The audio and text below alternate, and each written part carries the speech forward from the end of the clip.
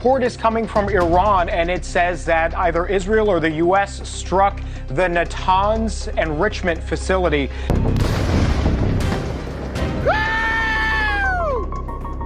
Muling tinamaan ang isang mahalagang nuclear site ng Iran. Ang target ay Natanz, isa sa pinakaimportanteng lugar para sa uranium ng bansa na nasa mga 150 milya sa timog ng Tehran. Sa loob ng 3 linggo, 2 beses itong binomba ng US gamit ang mabibigat na bomba na kayang tumagos sa ilalim ng lupa.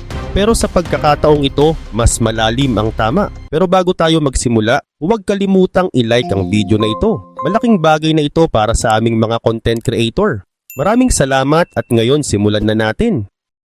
Noong umaga ng March 21, 2026, muling tinamaan ang pasilidad. Gumuho ang mga pasukan ng tunnel, na-block ang mga daanan ng hangin, nasira ang mga daan papasok. Sa ilalim ng lupa, mga 50 meters ang lalim at napapalibutan ng makapal na concrete, may isang bahagi na tuluyang nahiwalay. Sa loob may nakaimbak na enriched uranium. Posible rin na may mga tao na natrap sa loob. Habang tumatagal, nababawasan ng hangin, uminit ang paligid at wala nang paraan para makipag-ugnayan sa labas. At kahit gustuhin silang tulungan, halos imposible na. Dahil anumang galaw para buksan ulit ang pasukan, pwedeng makita at targetin agad. Dahil nakaabang pa rin ang US kung may mangyaring kilos. Ang ginamit sa operasyon ay ang B-2 Spirit Stealth Bomber, isang eroplano na mahirap makita ng radar. Lumipad ito mula sa Whiteman Air Force Base sa Missouri at bumiyahe ng halos 18 hours bago makarating sa Iran. Ayon sa Israeli media, gumamit ng bunker buster bombs sa pag-atake. Nauna na ring tumama ang Israel sa Natanz noong unang linggo ng Operation Epic Fury. Target nila ang 3 underground na bahagi ng pasilidad gamit ang sarili nilang malalakas na bomba, posibleng GBU-72 o GBU-28. Pagkatapos nito, sumunod ang US at tinamaan ang main area kung saan naka-install ang centrifuges. 2 GBU-57 ang ginamit, malalaking bomba na kayang tumagos sa lupa bago sumabog. Sa madaling salita, hindi lang isang atake ang nangyari. Pinagsamang pag-atake ito ng Israel at US na tumama sa mga pinakaimportanteng bahagi ng pasilidad. Nauna ang Israel, pinahina ang structure. Sumunod ang US, nagbigay ng mas malakas na tama. Noong March 3, 2026, kinumpirma ng Atomic Energy Agency na malaki ang damage sa mga gusali sa entrance ng Natanz. Dahil dito naputol ang daan papunta sa ilalim ng lupa. Ang mismong core ng pasilidad ay hindi pa totally wasak, pero hindi na rin basta maabot. Pagdating ng March 21, bumalik ang US gamit ang parehong klase ng bomba, pero iba na ang tinamaan. Hindi na lang entrances, mas malalim na bahagi ng complex. Ito na ang ikalimang malaking atake sa Natanz. Para maintindihan kung gaano ito kalaki, kailangan mo makita ang itsura ng lugar. Ang main facility ay nasa 40 hanggang 50 meters sa ilalim ng lupa, napapalibutan ng makapal na concrete para sa proteksyon. Sa loob may malalaking hall na kayang maglaman ng hanggang 50,000 centrifuges. Sa ibabaw naman may 2 malalaking gusali na umaabot ng halos 2,500 meters, kasama ang mga opisina na kayang maglaman ng humigit kumulang 1,000 tao. Pero hindi pa dito nagtatapos. May isa pang bahagi na mas misteryoso. Mga 1 milya sa timog may isa pang site, ang Pickaxe Mountain Facility. Sa loob ng Zagros Mountains itinayo ang mas bagong bahagi ng complex. Hinukay ito sa bundok at umaabot hanggang 100 meters ang lalim. May mga ulat na ang pinaka-sensitive na bahagi ay inilipat pa hanggang 800 meters sa ilalim ng lupa. Mas malalim pa ito kaysa sa ilang kilalang underground facilities. Ngayon ang tanong, naabot ba ng malalaking bomba ang ganong lalim? Hindi. Pero hindi rin iyon ang pakay. Ang tinamaan ay ang mga daanan papasok at ang mga lagusan ng hangin. Ito ang pinaka-importanting bahagi para gumana ang buong pasilidad. Kapag nasira ang mga ito, hindi na magagamit ang nasa loob kahit buo pa ang structure. Dito nagiging kritikal ang sitwasyon. Kapag gumuho ang mga pasukan, hindi na malinaw kung ano o sino ang naiwan sa loob. Ang mga underground area ng Natanz ay hindi ginawa para tirhan ng matagal. Kailangan nila ng tuloy-tuloy na supply ng kuryente, tubig para sa cooling, malinis na hangin at mga kemikal para sa operasyon. Dahil ang centrifuges ay umiikot ng sobrang bilis, naglalabas ito ng matinding init. Kapag nawala ang mga support system na ito, hindi lang hihinto ang operasyon, magiging delikado rin ang loob ng pasilidad. Kapag hindi na ilabas ang init, nagbabago ang hugis ng mga rotor ng centrifuges at nasisira ang buong system. Kung nasira rin ang mga lagusan ng hangin, gaya ng tinarget ng US sa Fordo noong June 2025, posibleng nawalan na ng kontrol sa temperature sa loob. At may mas mabigat na tanong, ilang tao ang naiwan sa ilalim? Dahil kaya ng pasilidad na maglaman ng hanggang 1,000 tao, malamang may mga naka-duty noong oras ng pag-atake. Posibleng na-trap sila sa loob sa isang underground na lugar na ngayon ay sarado na ang mga labasan. Bukod pa dito, may panganib mula sa UF6 gas. Kapag ang gas na ito ay humalo sa moisture, nagiging hydrofluoric acid. Isa itong kemikal na pwedeng makamatay sa loob ng saradong lugar sa loob lang ng ilang oras. Walang kuryente, walang hangin, walang ilaw at walang communication. Sa lalim na 40 hanggang 50 meters, walang natural na hangin na pumapasok. At dahil sira ang mga pasukan at linya ng koneksyon, halos imposible na ring makipag-ugnayan sa labas. Sa ganitong sitwasyon, halos imposible ang rescue operation mula sa labas. Kailangan munang alisin ang mga gumuho na pasukan. Pero sa gitna ng giyera, delikado ito dahil nakaabang pa rin ang US at pwedeng umatake ulit kapag may nakita silang galaw. Sinasabi ng Iran na walang radiation leak at kinumpirma rin ito ng Atomic Energy Agency. Pero may limitasyon ang impormasyong yun. Walang direktang access ang Atomic Energy Agency dahil sarado ang mga pasukan. Ang datos nila ay galing lang sa remote measurements, hindi mula sa aktwal na kondisyon sa loob. May isa pang sensitibong usapin na hindi masyadong napag-uusapan, ang presensya ng mga Russian personnel. Sa Bushehr Nuclear Power Plant, may libu-libong eksperto na nagtatrabaho. Ayon sa Rosatom, nasa 3,000 ang kabuuang staff at humigit kumulang 700 dito ay Russian citizens. Noong March 3, bilang pag-iingat, isinara ang reaktor. May ilan na nailikas, mga 150 katao. Pero daan-daan pa rin ang naiwan sa loob ng pasilidad. May tanong ngayon, may Russian personnel ba sa Natanz? Walang malinaw na sagot. At minsan may ibig sabihin ng ganitong katahimikan. Alam natin na matagal nang may ugnayan ng Iran sa foreign experts. Mula pa noong 1990s, tumanggap ito ng technical support mula sa Russia at China. Nagbigay ang ilang Russian companies ng kagamitan at kaalaman, habang ang ilang disenyo ng centrifuge ay naiugnay sa network mula Pakistan. Ang Russia rin ang nagtayo ng Bushehr Nuclear Plant. Noong 2025, pumirma pa ang Rosatom ng malaking kontrata para sa panibagong proyekto sa Iran. Sa ganitong background, mahirap sabihin na walang anumang koneksyon sa Natanz. Pero sa kabilang banda, wala ring malinaw na ebidensya na magpapatunay nito. Nanatili itong tanong. Hindi kumpirmado pero hindi rin maikakaila. Kapansin-pansin din ang naging reaksyon ng Russia matapos ang attack. Tinawag ito ng kanilang foreign ministry na paglabag sa international law. Nagpadala rin si Putin ng mensahe sa Iran na nagsasabing loyal friend at reliable partner ang Moscow. Malalakas na salita, pero hanggang doon lang. Wala pang konkretong aksyon na sumunod. Wala ring malinaw na hakbang ang Russia para tulungan ang Iran sa laban. Walang alok na air defense systems at walang direktang support sa giyera. May dahilan nito. Kahit tutol ang Russia sa pagbomba sa Iran, ayaw din nitong maging nuclear power ang Iran. Maaari itong maging banta sa sarili nitong interes sa rehiyon. Kaya ganito ang galaw ng Moscow. Malalakas ang salita pero walang konkretong aksyon. Samantala, ayon sa satellite images at analysis, malawak ang damage sa ibabaw. May ulat na may 27 underground bases ang Iran na nakatago sa loob ng mga bundok na may kabuuang 107 tunnel entrances. Sa mga ito, tinamaan na ng US at Israel ang malaking bahagi. Marami sa mga daanan ay nasira o tuluyang nagsara. Ibig sabihin maraming kagamitan at munitions ang naiwan sa ilalim ng lupa. Pero hindi doon nagtatapos ang kwento. Ayon din sa ulat, mabilis ang response ng Iran. Sa loob ng halos 48 hours matapos ang isang attack, nakakagawa sila ng bagong pasukan para maibalik ang access sa loob. Ipinapakita nito kung gaano kalalim at ka-advanced ang underground engineering ng Iran. Kada sirain ng isang entrance, makakagawa sila ng panibago sa loob lang ng halos 48 hours. Aatake ang US, maghuhukay ulit ang Iran at babalik ang access. Paulit-ulit ito at nagiging mahal at mabagal na bahagi ng digmaan. Pero sinusubukan itong baguhin ng Israel. May mga senyales na mas gumaganda na ang kakayahan nilang makita ang nasa ilalim ng lupa. Sa mga recent strikes, malinaw na kaya nang madetect ang mga signal tulad ng init, galaw at vibrations kahit nakatago sa loob ng bundok. Ibig sabihin hindi na ganoon ka-safe ang pagtatago sa ilalim ng lupa tulad ng dati. Hindi pa ibig sabihin nito na madaling sirain ng bunker. Pero kapag nakikita mo na ang target, mas madali nang planuhin kung paano ito aatakehin. Kasabay nito may bagong concern na lumalabas.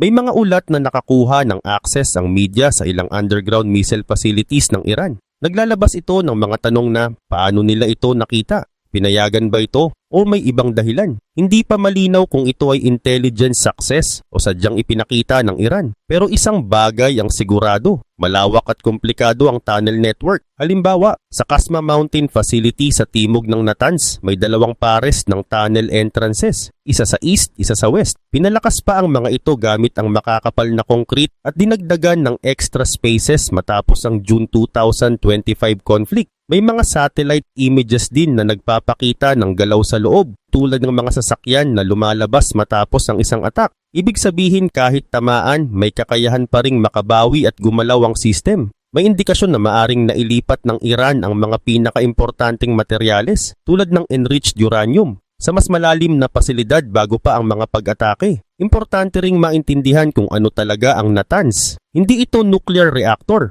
isa itong enrichment facility. Malaki ang pagkakaiba nito. Ibig sabihin hindi ito katulad ng Chernobyl or Fukushima na may risk ng malaking nuclear meltdown. Wala itong reactor core na pwedeng magdulot ng chain reaction. Pero hindi ibig sabihin na walang panganib. Iba lang ang klase ng risk. Una, may panganib ng pagtagas ng UF6 gas. Ang uranium hexafluoride ay ginagamit sa centrifuges at sobrang delikado. Kapag humalo ito sa moisture, nagiging hydrofluoric acid. Isa itong kemikal na kayang magdulot ng matinding pinsala sa katawan. Kung may leak mula sa nasirang linya o centrifuges, mabilis itong maging mapanganib lalo na sa saradong underground na lugar. Pangalawa, may posibilidad ng mababang level ng radiation. Maaring kumalat ang uranium dust mula sa mga nasirang equipment, pero kadalasan, limitado lang ito sa partikular na lugar at hindi kasing lawak ng epekto ng isang reactor accident. Pangatlo, at mas tahimik pero delikado, ang long-term na epekto sa kapaligiran. Kung may mga materyales na naiwan sa loob ng sirang pasilidad, may posibilidad na unti-unti itong makaabot sa tubig sa ilalim ng lupa. Malapit ang Natanz sa mga agricultural area. Kapag naapektuhan ng tubig, pwedeng magkaroon ng pangmatagalang epekto sa kalikasan at sa mga tao sa paligid. Hindi ito bigla ang sakuna. Mas delikado ito sa ibang paraan. Dahan-dahan pero tuloy-tuloy ang epekto. Sa level ng epekto sa rehiyon, hindi magiging Chernobyl ang Natanz. Pero hindi ibig sabihin na walang concern ang mga kalapit na bansa. Ang mga Gulf states at Iraq ay nag-aalala dahil sa pagkawala ng kontrol sa ilang nuclear facilities ng Iran. Dahil dito nag-trigger ng alerts ang mga radiation monitoring systems sa rehiyon. Ang panawagan ng Atomic Energy Agency na mag-ingat at iwasan ng mas malalang insidente ay nagpapakita kung gaano kaseryoso ang sitwasyon. Sa ngayon, sinasabi ng IAEA na wala pang inaasahang malaking radiation impact pero may limitasyon ang kanilang impormasyon. Matagal nang restricted ang access nila, umabot na ng ilang buwan. Kaya hindi nila ma-verify ang eksaktong dami ng nuclear material, lalo na ang low at high enriched uranium. Sa madaling salita, walang malinaw na picture kung nasaan at gaano karami ang mga materyales na ito ngayon. At dito nagiging mas komplikado ang sitwasyon. May mga analyst na nagsasabi na may posibilidad ng iba't ibang senaryo depende sa kung saan napunta ang mga materyales. May ulat na ang Iran ay nag-imbak ng bahagi ng enriched uranium mula sa Isfahan Tunnel Complex sa mga container na madaling ilipat. Kasabay nito, gumagawa rin sila ng bagong enrichment unit sa lugar na yon. Noong June 2025, tinamaan ng US ang mga pasukan ng tunnel sa Isfahan gamit ang Tomahawk missiles. Pero hanggang ngayon hindi malinaw kung ano ang nangyari sa mga materyales na nasa loob. Posibleng ganito rin ang nangyari sa Natanz. Nasira ang mga pasukan pero may mga ulat na daan-daang kilo ng uranium na enriched hanggang 60% ang maaring naiwan sa loob. Sa loob ng maraming taon, isa sa pinakamalakas na panakot ng Iran ang nuclear capability nito. Yung mensahe ay malinaw. Kapag pinilit sila, kaya nilang gumawa ng nuclear weapon. Pero ngayon, unti-unting nasisira ang mismong infrastructure na sumusuporta sa kakayahang iyon. Bilang resulta, ang mismong pasilidad ng Natanz ay maaaring wasak na o hindi na basta maabot. Nasira na ang mga centrifuges, nagsara na ang mga entrance, nasil na rin ng ventilation shafts. At hanggang ngayon walang sigurado kung ano na ang kalagayan sa loob ng bundok. Pero may isang mahalagang bagay na dapat maintindihan. Ang nuclear program ay hindi lang isang gusali. Hindi lang ito mga makina o underground facility. Ang tunay na nuclear program ay kaalaman. Ito ay ang science kung paano paghiwalayin ng uranium. Ito ay ang skills sa paggawa ng mga critical na parts. Ito ay ang proseso kung paano pagsasama-samahin ng libu-libong components para gumana bilang isang system. At ang kaalamang ito, hindi kayang sirain ng bomba. Nasa isip ito ng mga scientist at engineers. Habang buhay sila at habang naipapasa ang kaalaman sa mga universidad at research centers, may kakayahan pa ring magsimula ulit. Maaring masira ang mga makina sa loob ng ilang minuto, pero ang kaalaman hindi. At sa katotohanan, mas mabilis palitan ng equipment kaysa burahin ng kaalaman. Sa ngayon, sa ilalim ng lupa, mga 40 hanggang 50 metro ang lalim. May mga pasilidad na sarado na ang mga pasukan. Putol ang daloy ng hangin. Posibleng hindi na gumagana ang cooling system. At sa loob may daan-daang kilo ng enriched uranium na nananatili. Hindi malinaw kung may mga taong naiwan sa loob. Hindi rin makumpirma kung may mga foreign experts tulad ng Russians sa mga pasilidad na ito. Pero dahil may daan-daang Russian personnel sa ibang nuclear site ng Iran, hindi rin madaling sabihin na wala sila rito. Samantala, posible pang ulitin ng US ang pag-atake, ika-6, ika-7 o higit pa. Sa bawat strike, mas nasisira ang pisikal na bahagi ng pasilidad. Pero may isang mas malaking tanong. Kahit gaano kalalim o kalakas ang bomba, kaya ba nitong tuluyang sirain ang buong system? Dahil kung ang target ay mga gusali at makina, kayang sirain iyon. Pero kung ang target ay kaalaman at kakayahan na nasa isip ng tao, iba na yun. At ang sagot sa tanong na ito ang magtatakda kung ano ang magiging kinabukasan ng nuclear program ng Iran at kung paano magbabago ang sitwasyon sa buong Middle East. At dito pumapasok ang isa pang mahalagang punto na hindi agad napapansin. Hindi lang ito tungkol sa kung ano ang nasira, kundi kung gaano katagal bago ito maibalik sa dati. Kahit may kaalaman ng Iran, hindi ibig sabihin na mabilis agad ang pagbawi. Ang paggawa ng centrifuges ay hindi basta-basta. Kailangan nito ng tamang materials, eksaktong sukat at maingat na proseso. Kapag may mali kahit maliit lang, pwedeng hindi gumana ang buong system. Bukod pa dito, kailangan din ng maayos na lugar para gumana ang mga ito. Hindi pwedeng ilagay kung saan lang. Kailangan kontrolado ang galaw ng paligid, maayos ang temperatura at tuloy-tuloy ang supply ng kuryente. Kapag wala ang mga ito, mahihirapan silang patakbuhin ng buong operasyon. Dito makikita ang epekto ng mga pag-atake. Hindi lang mga makina ang nasira, kundi pati ang mismong lugar kung saan dapat ito gumana. Kaya kahit buo pa ang kaalaman, kung kulang ang kagamitan at hindi maayos ang pasilidad, hindi agad makakabalik sa normal. Sa ganitong sitwasyon ang oras ang nagiging mahalaga. Habang tumatagal, mas tumitindi ang pressure. Hindi lang mula sa labas, kundi pati sa loob ng bansa. Habang hindi pa maibalik ang kakayahan, mas nagiging mahirap ipakita na kontrolado pa ang sitwasyon. Kasabay nito nakatingin din ang ibang bansa. Habang sinusubukan ng Iran na bumawi, sinusuri naman ng iba kung gaano pa sila kalakas. Depende sa kanilang makikita, maaaring magbago ang kanilang mga desisyon. May isa pang epekto na hindi agad halata. Kapag may ganitong sitwasyon, naapektuhan ang tiwala ng mga tao at ng ibang bansa. Kahit wala pang malaking aksidente, nagkakaroon na ng pag-aalala. At kapag may takot, nagbabago ang galaw ng mga tao at ng mga ekonomiya.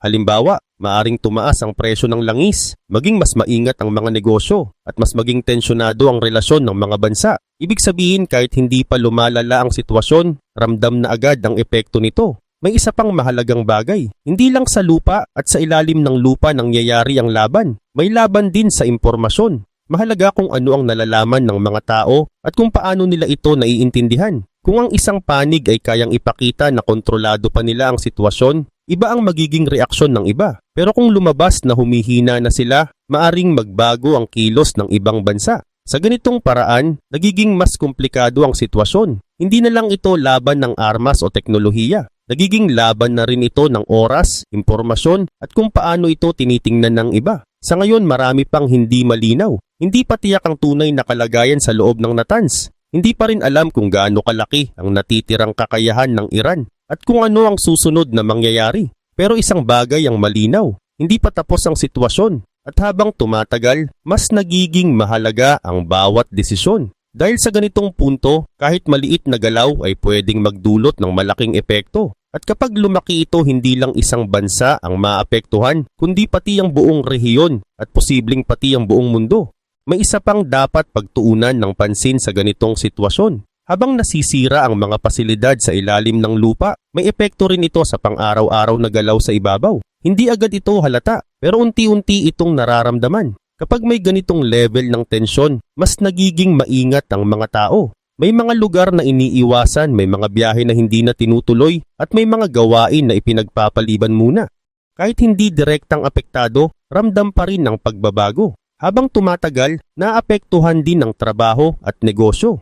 May mga proyekto na natitigil, may mga kumpanya na nag-aantay muna bago magdesisyon, at may mga investor na nagiging mas maingat. Hindi dahil may direktang problema, kundi dahil hindi sigurado kung ano ang susunod na mangyayari. Sa ganitong paraan, unti-unting kumakalat ang epekto mula sa isang lugar papunta sa mas malawak na bahagi ng rehiyon. May isa pang aspeto na dapat tingnan. Kapag nasira ang mga critical na pasilidad, kailangan itong bantayan. Hindi pwedeng pabayaan ang mga lugar na may natitirang materyales o equipment. Kailangan may seguridad, may monitoring at may patuloy na pag-check sa kondisyon ng lugar. Ibig sabihin kahit hindi na ito ginagamit sa operasyon, may effort pa rin para siguraduhin na walang mas lalalang problema. At ito ay nangangailangan ng oras, tao at resources.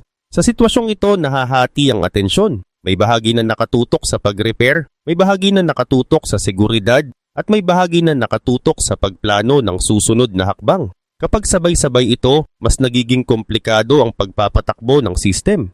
May isa pang epekto na hindi agad nakikita. Habang nasisira ang mga pasilidad, maaring magbago ang paraan ng pag-iisip ng mga taong involved sa program. Mas nagiging maingat sila, mas nagiging tahimik, at mas pinipiling huwag ipakita ang buong kakayahan. Hindi dahil nawalan sila ng kakayahan, kundi dahil ayaw nilang matarget ulit. Sa ganitong sitwasyon, nagbabago ang strategy. Hindi na lang basta pagpapakita ng lakas, kundi mas nagiging maingat sa galaw. At kapag ganito ang nangyayari, mas nagiging mahirap para sa kalaban na malaman kung ano ang susunod na hakbang. Pero may kapalit din ito. Kapag masyadong tahimik, mas nagiging mahirap ipakita na may kontrol pa rin sa sitwasyon. At kapag hindi malinaw ang galaw, mas maraming tanong ang lumalabas. Habang tumatagal, ang mga tanong na ito ay nagiging bahagi ng mas malaking usapan. Hindi lang tungkol sa kung ano ang nasira, kundi kung ano ang natitira. Hindi lang kung ano ang nangyari, kundi kung ano ang posibleng mangyari. At sa ganitong punto, mas nagiging mahalaga ang bawat maliit na detalye. Kahit simpleng galaw, kahit maliit na impormasyon, pwedeng magdulot ng malaking epekto sa pagtingin ng iba. Sa ngayon, ang sitwasyon ay parang nasa pagitan. Hindi pa ito tapos pero hindi na rin ito katulad ng dati. May mga bagay na nasira na, may mga bagay na hindi pa malinaw, at may mga bagay na hinihintay pa ang susunod na mangyayari. At habang nasa ganitong kalagayan, bawat panig ay patuloy na nag-a-adjust. May nagmamasid, may nag-iisip at may naghihintay ng tamang oras para kumilos. Dahil sa ganitong klase ng sitwasyon, hindi lang lakas ang mahalaga. Mas mahalaga kung sino ang mas maingat, mas mabilis mag-adjust at mas kayang maghintay. Ang nangyayari ngayon ay hindi lang tungkol sa isang pasilidad o isang bansa. Ito ay bahagi ng mas malaking pagbabago sa kung paano hinaharap ang ganitong klase ng sitwasyon. May isa pang anggulo na dapat tingnan sa ganitong sitwasyon. Habang nakatutok ang lahat sa mga nasirang pasilidad, may tahimik na pagbabago na nangyayari sa paraan ng pag-iingat ng mga bansa. Mas nagiging seryoso ang monitoring, mas dumadami ang pag-check ng data, at mas mabilis ang pag-react sa kahit maliit na pagbabago. Hindi lang ito para sa Iran, kundi para sa buong rehiyon. Kapag may nangyaring hindi inaasahan kahit maliit lang, gusto ng mga bansa na handa sila agad. Kaya mas nagiging maingat ang bawat galaw at mas pinag-iisipan ang bawat desisyon. Kasabay nito, mas nagiging importante ang komunikasyon sa pagitan ng mga bansa. Kahit may tensyon, kailangan pa rin ng malinaw na usapan para maiwasan ang mas malaking problema. Sa ganitong paraan, hindi lang pisikal na sitwasyon ang binabantayan, kundi pati ang posibleng epekto nito sa mas malawak na level. At habang patuloy ang ganitong setup, mas nagiging malinaw na ang laban ay hindi lang sa kung ano ang kayang sirain, kundi kung paano mapipigilan ang mas malalang mangyari.